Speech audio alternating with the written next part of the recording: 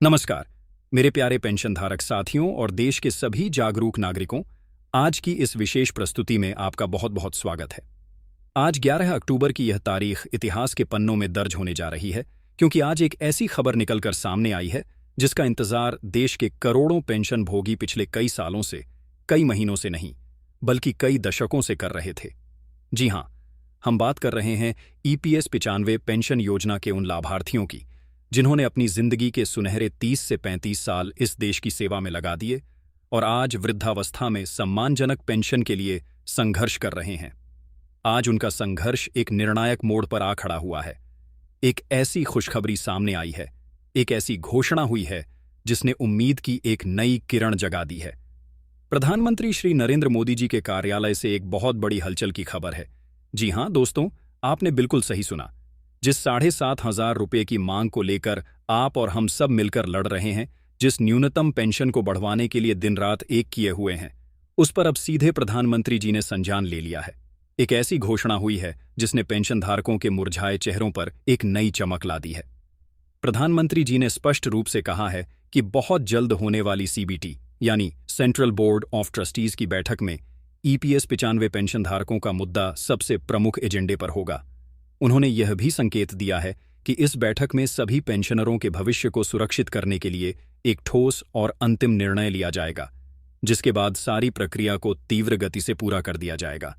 ये कोई छोटी मोटी बात नहीं है, ये एक बहुत बड़ा आश्वासन है जो सीधे देश के सर्वोच्च पद से आया है। तो आप सब तैयार हो जाइए, क्योंकि अब आपके हक की लड़ाई अपने अंतिम और निर्णायक दौर में प्रवेश कर चुकी है। और इस लड़ाई का नेतृत्व कौन कर रहा है, इस महाअभियान के नायक कौन हैं? जी हां, हम बात कर रहे हैं आपके अपने, हम सबके प्रिय कमांडर अशोक रावत जी की। उन्होंने भी एक आधिकारिक घोषणा करके इस खबर पर मुहर लगा दी है। कमांडर साहब ने स्पष्ट किया है कि सरकार पर जो चौतरफा दबाव बनाया गया था, जो संघर्ष किया गया था, उसका असर अब दिखने लगा है। उन्होंने क्या कहा है, उनकी क्या रणनीति है और आने वाले दिनों में हमें और आपको मिलकर क्या करना है, यह सब हम आपको विस्तार से बताएंगे। साथ ही ईपीएस 95 से जुड़ी जो आपकी प्रमुख मांगें हैं, जैसे कि 7,500 रुपये न्यूनतम पेंशन, उस पर महंगाई भत्ता और मुफ्त मेडिकल सुविधा, इन सभी मांगों पर क्या ताज़ा अपडेट है, वह सारी जानकारी एक एक करके पूरी पारदर्शिता के साथ मैं आपके सामने रखने वाला हूं। जी हां दोस्तों, खुशखबरी आ गई है और यह इतनी बड़ी है कि कई पेंशन धारकों के खाते में जल्द ही 7,800 रुपये की राशि देखने को मिल सकती है। एक नया आदेश जारी होने की प्रक्रिया अंतिम चरण में है। यह ईपीएस 95 पेंशन कर्मचारियों के लिए वास्तव में एक बहुत बड़ी गुड न्यूज़ है।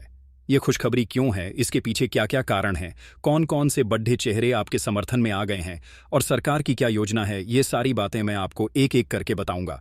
इसलिए इस वीडियो को अंत तक जरूर देखिएगा और हमारे इस चैनल को सब्सक्राइब जरूर कर लीजिएगा, क्योंकि यह आपका अपना चैनल है। चलिए अब आपको बताते हैं कि यह पूरी खबर क्या है और इसके पीछे की कहानी क्या है। सबसे पहले आप सभी पेंशन कर्मचारियों से, सभी सम्मानित बुजुर्गों से हमारा हाथ जोड़कर निवेदन है कि इस चैनल को सब्सक्राइब करके घंटी का बटन जरूर दबा लें। ऐसा मैं इसलिए कह रहा हूं क्योंकि यह चैनल कोई साधारण न्यूज़ चैनल नहीं है, यह आपकी अपनी आवाज़ है। ये पूरा चैनल कमांडर अशोक रावत जी के मार्गदर्शन में ही संचालित होता है।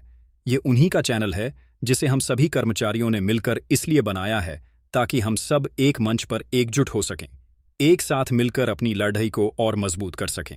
अगर अक्टूबर के महीने तक हमारी मांगें पूरी तरह से मानी नहीं जाती हैं, तो दिल्ली कूच करने की जो प्रक्रिया है, जो रणनीति है, उसकी पूरी जानकारी आपको इसी चैनल के माध्यम से दी जाएगी। सुनने में तो यह भी आ रहा है कि अक्टूबर महीने में ही दिल्ली से प्रधानमंत्री मोदी जी पेंशन कर्मचारियों के बारे में एक ऐतिहासिक घोषणा भी कर सकते हैं। उस घोषणा की पल पल की अपडेट आपको इसी चैनल पर मिलेगी। यह पूरा चैनल कमांडर साहब का है और वही इसे हैंडल करते हैं। हम सब तो केवल कर्मचारी हैं जो उनकी आवाज़ को आप तक पहुंचाने का काम करते हैं। इसीलिए चैनल को सब्सक्राइब करना आपकी अपनी लड़ाई को मजबूत करने जैसा है, ताकि कोई भी महत्वपूर्ण जानकारी आपसे छूट न जाए। अब एक एक करके जानते हैं कि पूरी खबर क्या है, इसके अलग अलग पहलू क्या हैं।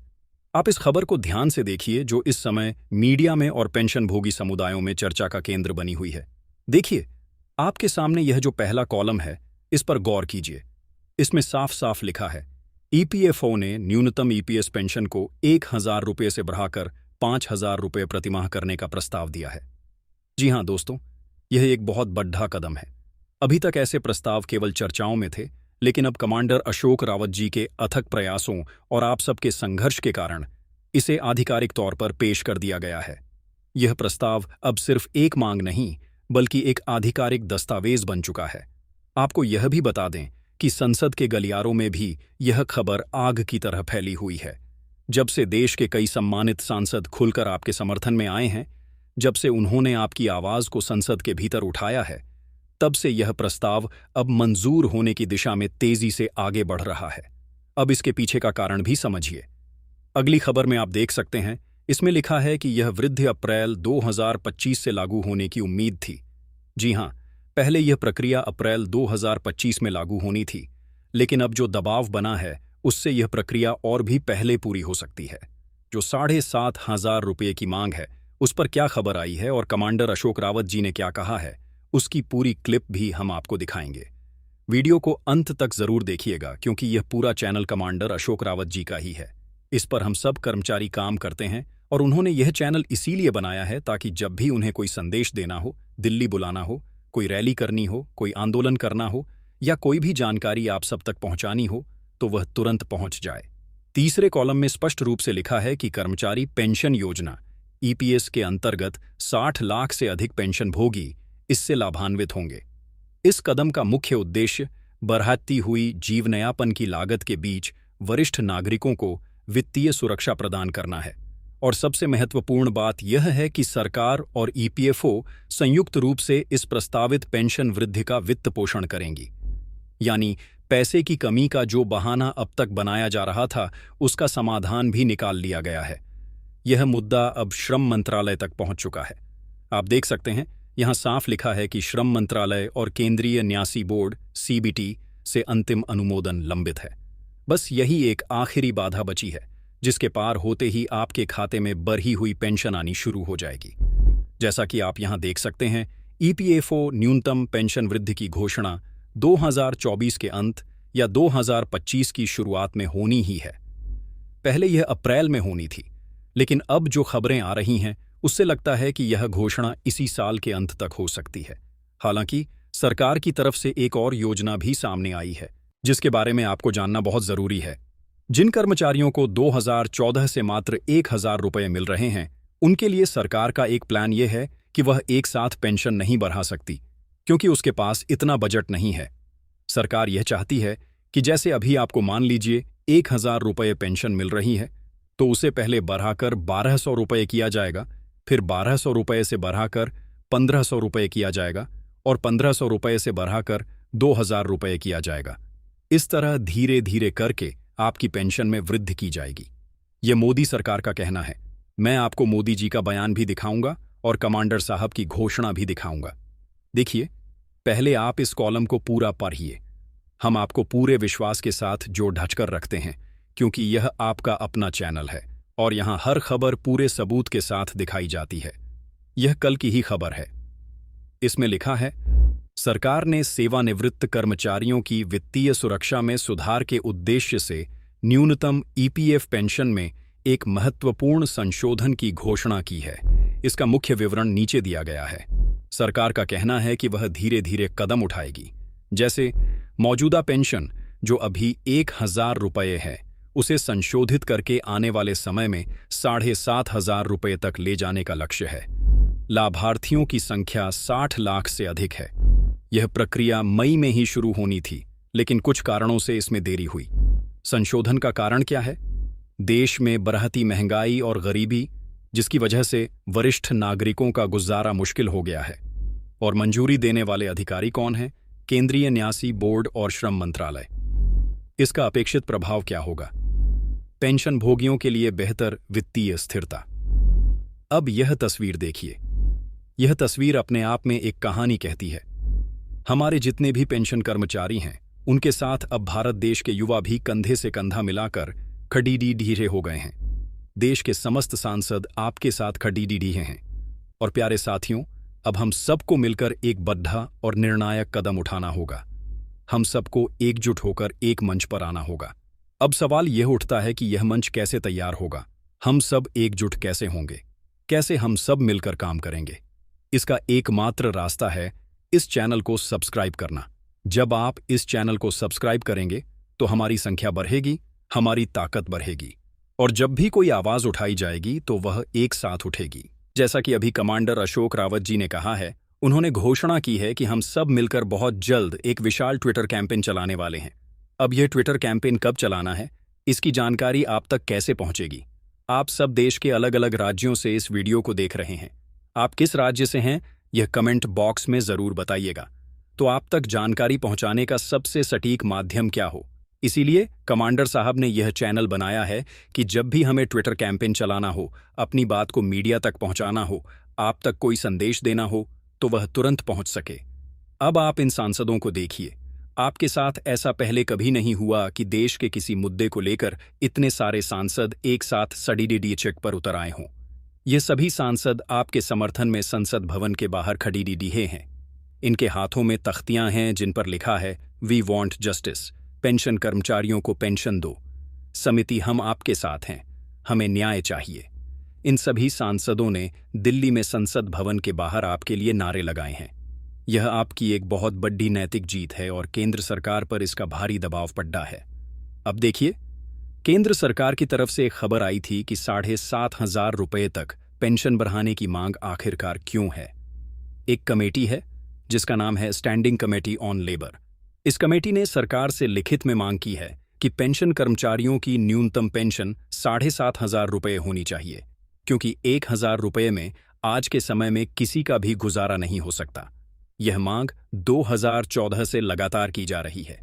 न्यूनतम पेंशन को 1,000 रुपये से बढ़ाकर 7,500 रुपये प्रतिमाह करने की मांग अब संसद तक पहुंच चुकी है, और संसद ने इस पर क्या कहा, वह निर्णय भी हम आपको बताएंगे। यहां देखिए, मौजूदा पेंशन की बात करें तो साफ लिखा है कि इस राशि में बुजुर्गों का गुजारा नहीं हो सकता। इसीलिए सभी बुजुर्ग 7,500 रुपये प्लस डीए और मेडिकल जैसी सुविधाओं की मांग कर रहे हैं। महंगाई के इस दौर में गुजारा करना नामुमकिन है। इसी को लेकर अब मैं आपको मोदी सरकार की और कमांडर साहब की वह वीडियो क्लिप दिखाऊंगा, लेकिन उससे पहले आप सभी से फिर से निवेदन है कि वीडियो को पूरा जरूर देखना और कमेंट करके बताना कि आप कौन से राज्य से देख रहे हैं। अगर आपको कोई समस्या है तो वह भी बताइए। मैं आपको कमांडर अशोक रावत जी का नंबर भी दूंगा। अगर आपको कमांडर साहब के ग्रुप में जुड़ना है तो कमेंट कीजिए कि आप किस राज्य से हैं। मैं आपकी बात उनसे कराऊंगा, और बहुत जल्द इसी चैनल पर कमांडर साहब लाइव आकर आपको जानकारी देने वाले हैं। इसीलिए जो सब्सक्राइब का बटन है उसे दबा लें, और साथ में जो घंटी बनी हुई है उसे भी जरूर दबा लें।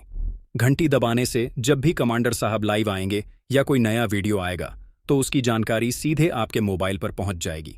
अब देखिए, जब संसद में आपके मुद्दे को उठाया गया तो सरकार का क्या जवाब था। जब राहुल गांधी जी और विपक्ष के अन्य नेताओं ने पेंशन को लेकर सवाल पूछा तो सरकार ने संसद में कहा था, इस संबंध में विभिन्न विकल्पों पर विचार चल रहा है। ऐसा मोदी सरकार ने कहा था।